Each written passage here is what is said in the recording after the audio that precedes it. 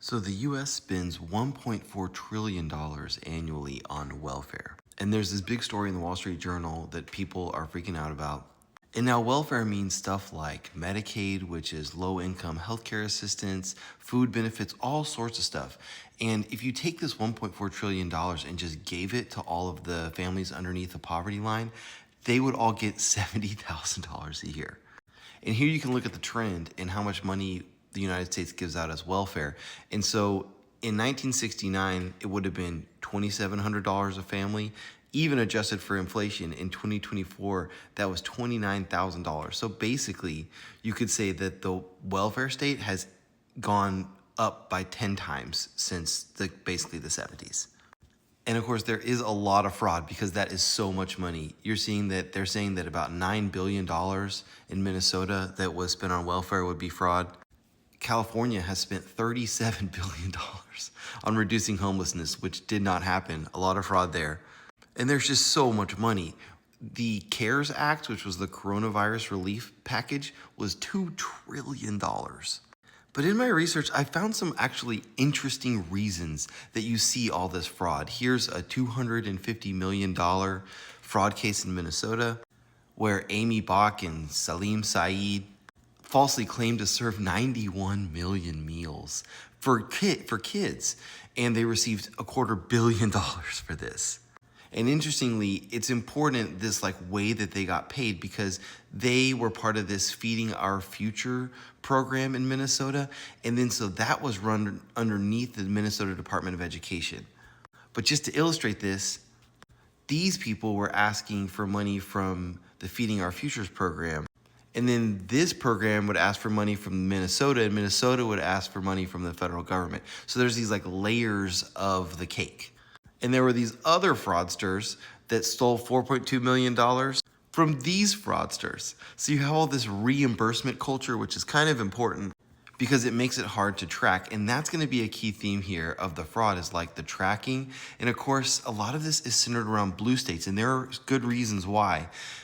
And you'll see here that you get blue state stuff because when these guys started being found to be fraudulent, the Feeding Our Future scammers that you just saw, they basically filed a lawsuit that said that they were only being targeted because of race discrimination. So you have this culture in blue states where you have low barriers to entry for providers and for beneficiaries. The idea being that people in need just need the stuff, so give it to them and then do the audit later and then just let them spend the money. And there's going to be another interesting layer here about sanctuary policies that you're going to see ties into the fraud. But here's another good example. So California is estimated to have lost $32.6 billion in unemployment fraud. But the labor secretary, Julie Su, she specifically said that they should waive basic fact-checking fraud prevention requirements. And then in this fraud case, which was the Shangri-La scandal in California, these people were awarded $114 million, these people, to basically build homeless housing. They basically didn't build any of it. And actually, the thing about this case is it shows you that not only were they not really looking to verify the claims that where they were basically paying out for, but these people just submitted phony PDFs with bank receipts, and they didn't even check to see if they were real or cross-reference them with anything. They gave them an additional $25 million after they had already done all this. So you're starting to see this thing of why would blue states almost want to get defrauded? And you can see here that it happened in New York State. They did this Medicaid program, so that's health insurance for low-income folks, where they allowed people to choose and hire their own personal caregiver, even hiring a friend or family member. And the cost of the program goes way over budget. It meant to be $3 billion, becomes $11 billion because people like this, which could be a good thing. Sounds like an interesting idea, honestly, but it was just full of fraud because a bunch of these personal assistants were billing the state for people who were already passed. They logged work time even though they were out of the country, or sometimes they even billed for being in two places at once. You got the same thing in Massachusetts, which had a very similar program. They uncover millions of dollars in welfare fraud. Sometimes, honestly, really bad situations where people were charging to take care of older folks who just weren't getting the care they needed. So why is this happening? This is going to go in a direction you didn't expect.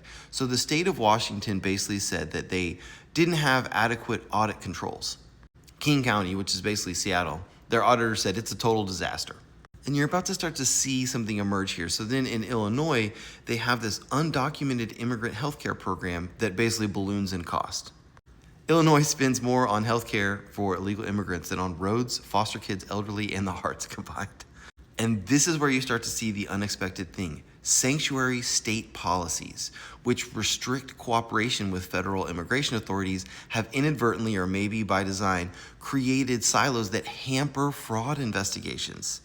States like California and New York, Massachusetts, they limit or prohibit the collection of or verification of Social Security numbers for people who receive benefits in order to protect undocumented applicants. So you can see here the California state auditor says, oh, this is super high risk.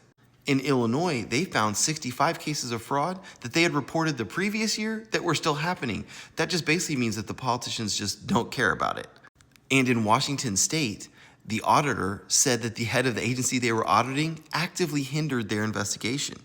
So in my research, I found something interesting that's going to educate us all, this maintenance of effort concept.